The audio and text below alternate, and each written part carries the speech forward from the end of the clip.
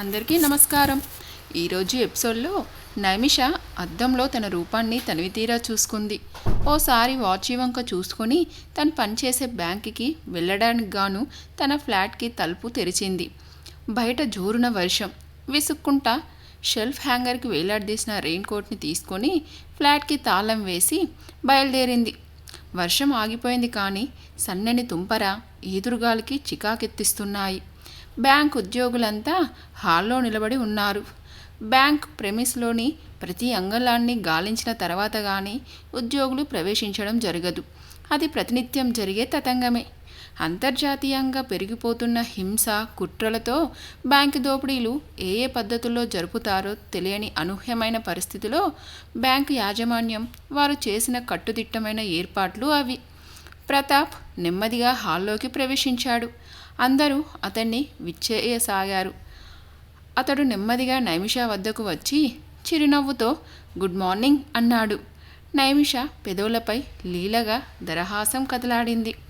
ప్రతిగా good morning అంటూ ఉండగా క్యాషియర్ ప్రతాప్ సింగ్ అందుకున్నాడు. అబ్బో, ఏం వర్షంరా బాబు! మార్కెట్ స్ట్రీట్లో నడుచుకుంటూ వస్తుంటే ఈదుకుంటూ 2 బాతులు ఎదురొచ్చాయి. నాకు తలపైన ఉన్న ముడిని సరిచేసుకుంటూ విచిత్రంగా కళ్ళు తిప్పుతూ చెప్పాడతను. అందరూ అతడి జోకుకు నవ్వలేక ఇబ్బంది పడ్డారు. వర్షం వస్తుందని తెలిసి గొడుగైనా తీసుకురాలేదేం అంటూ ప్రశ్నించాడు ఓ ఉద్యోగి. నేను రేడియోలో వాతావరణ సూచన విని వస్తున్నా. ఈసారి స్టాఫ్ అంతా పగలబడి నవ్వారు.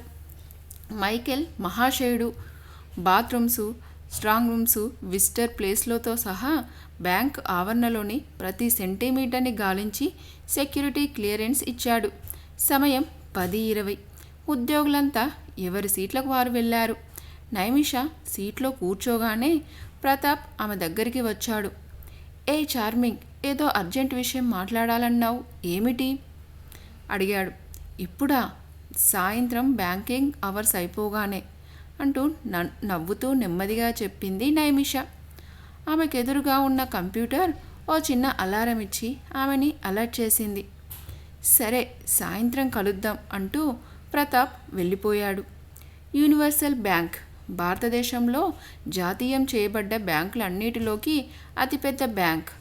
నైమిష కేబుల్ ట్రాన్స్ఫర్ డిపార్ట్మెంట్లో పనిచేస్తుంది. కంప్యూటర్లు ప్రవేశపెట్టకముందు డబ్బును ఓ బ్రాంచి నుంచి మరో బ్రాంచికి మార్చాలన్నా, ఓ దేశం నుంచి మరో దేశం పంపాలన్నా, ఎంత చిన్న పనైనా సరే టెలిఫోన్స్, కేబుల్స్, పోస్టల్ సర్వీసుల మీద ఆధారపడి ఎంతో జాప్యం జరుగుతూ ఉండేది. భారతదేశంలో తన అన్ని బ్రాంచులలోనూ కంప్యూటర్లను ప్రవేశపెట్టిన ఘనత యూనివర్సల్ బ్యాంక్కే దక్కుతుంది.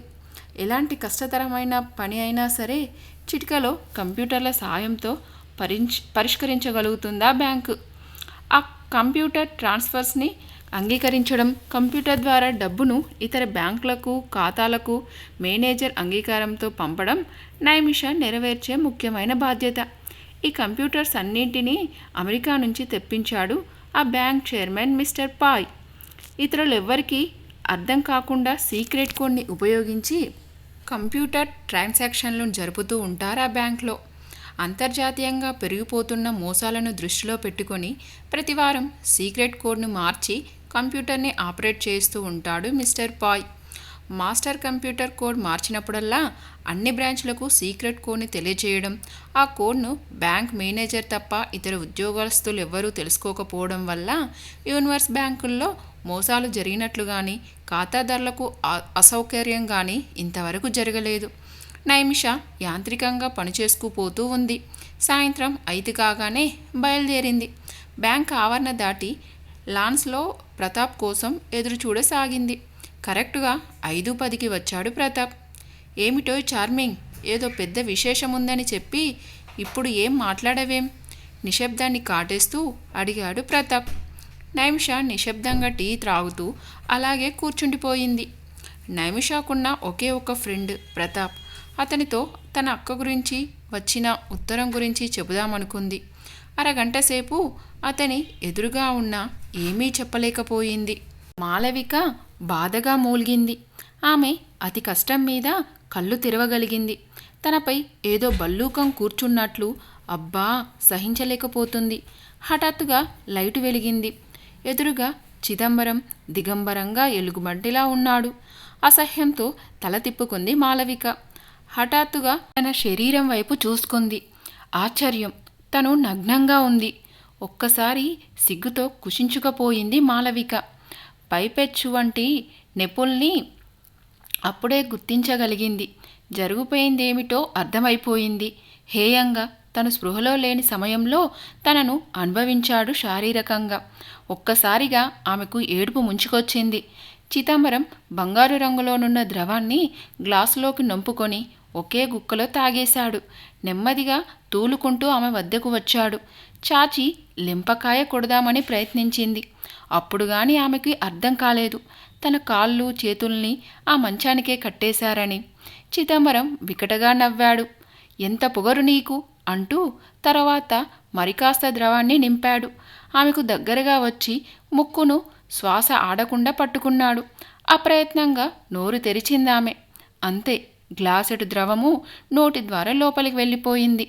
మగతగా మత్తుగా పడుకుంది మాలవిక మరోసారి. ఈసారి మెలకువ వచ్చేసరికి ఓ బట్టతల చింపాంజీ తనపై కూర్చున్నట్లనిపించింది.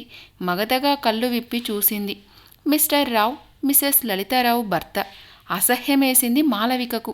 వాళ్ళ రహస్యాలన్నీ బయట పెడతానని కొన్నాళ్లపాటు బంధిస్తారనుకుంది. కానీ ఇలా తనను నాశనం చేస్తారని ఊహించని మాలవిక షాక్ తింది.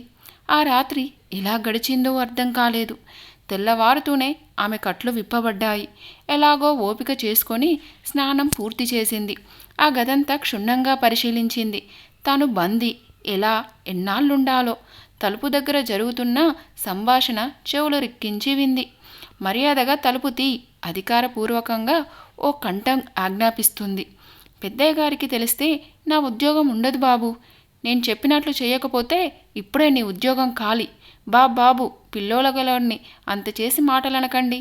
మరేంటిరా నకరాలు పోతున్నావు? తీయరా తీ. తాళం తీసిన చప్పుడు. మరో క్షణంలో ఎవడో ఒకడు రాకమానుడు. మాలవిక గదంతా వెతికింది. ఏమీ కనిపించలేదు. ఇంతలో భల్లున తలుపు తెరుచుకుంది. ఓ యువకుడు లోపలకు వచ్చి గడియ పెట్టాడు. Oh fantastic beauty. రాత్రంతా తాగుతూ ఉన్నాడేమో, మాటలు ముద్దుగా వస్తున్నాయి. మాలవిక లేచింది. తలుపు వైపు పరిగెత్తింది. ఆ యువకుడు తడబడుతూ ఆమె వెంటపడ్డాడు. తలుపు తీసిందామె. ఎదురుగా ఉన్న కాపలా మనిషిని ఒక్క తోపు తీసి పరిగెత్తింది. ఆమె పరిగెత్తుతూనే ఉంది. ఆ యువకుడు సన్నగా నవ్వాడు. అతనేం కంగారు పడలేదు. తలుపు దాకా పరిగెత్తిన మాలవిక అది మూసి ఉండటంతో ఎటుపోవాలో తోచక అటూ ఇటూ పిచ్చిపట్టిన దానిలా తిరగసాగింది. మాలవిక అతడి వైపు చూసింది. ఎక్కడో చూసినట్లుగా ఉంది. అవును, జ్ఞాపకం వచ్చింది. అతడు మిసెస్ లలితారావు కొడుకు. ఆమెకు ఏడుపు ముంచుకొచ్చింది. చీచీ, ఏమిటిది? తన శరీరాన్ని లలితారావు తమ్ముడు, లలితారావు భర్త ఇద్దరూ పంచుకున్నారు. ఇప్పుడు లలితారావు కొడుకు కూడానా? నో అనుకుందామే. నీకు 10 సెకండ్లు టైం ఇస్తున్నాను. మర్యాదగా వచ్చి గదిలో పడుకో. రమేష్ బాబు, అల్లరైపోద్దేమో. కాపలావాడు ప్రాధేయపడుతున్నాడు బయటనుంచి. చాచి లెంప పగలగొట్టాడు రమేష్. 1, 2, 3, 4 అతను వరుసగా అంకెలు లెక్కబెడుతూనే ఉన్నాడు. మాలవిక స్తబ్దుగా అలాగే నిలబడిపోయింది. రమేష్ సన్నగా ఈలవేసి టైగర్ అంటూ పిలిచాడు. కాలభైరవుడి ప్రతిరూపం లాంటి టైగర్ భయంకరంగా మాలవిక పైకి దూకింది. అచ్చు తోడేళ్లా భయంకరంగానున్న ఆల్సియేసియన్ డాగ్ దాటికి మాలవిక పరుగుపెట్టింది. కానీ ఏం ప్రయోజనం లేకపోయింది. మాలవిక గదిలోకి వెళ్ళక తప్పలేదు. తప్పించుకొని పారిపోయే ప్రయత్నం చేసినందుకు గాను సిగరెట్టుతో వీపుపై 10 వాతలు పెట్టాడు రమేష్. 7 రాత్రిళ్ళు 7 పగుళ్ళు ఆ ఘోర కృత్యం నిర్విఘ్నంగా జరిగిపోతూనే ఉంది. వంతుల వారీగా చిదంబరం, మిస్టర్ రావ్, రమేష్లు వచ్చిపోతూనే ఉన్నారు. ఆమె ప్రతిఘటించడం మానేసింది. సమయం కోసం వేచి చూస్తూ తప్పించుకునే పథకం గురించి ఆలోచింపసాగింది. ఇంత జరిగాక బ్రతికి ఎవరిని ఉద్ధరించాలి? కాపలాదారుడి వద్ద కొద్ది నమ్మకాన్ని సంపాదించి కాగితం, పెన్ను సంపాదించగలిగింది. నైమిషాకు లెటర్ రాసి పోస్టు చేయించగలిగిందామె. ఇదండి ఈరోజు ఎపిసోడ్. ఈ ఎపిసోడ్ కనుక మీకు నచ్చినట్లయితే లైక్ చేయండి అండ్ సబ్స్క్రైబ్ చేసుకోండి. మరొక ఎపిసోడ్తో మళ్ళీ కలుసుకుందాం. అంతవరకు బాయ్.